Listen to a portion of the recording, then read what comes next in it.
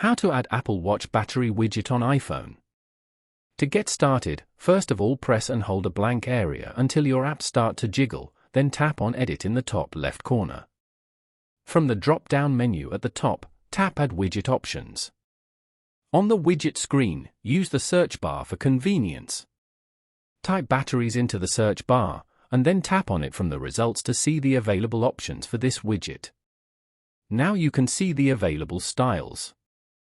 The Batteries widget helps you keep track of the battery levels of your iPhone and connected accessories, such as your Apple Watch or AirPods, directly from your home screen.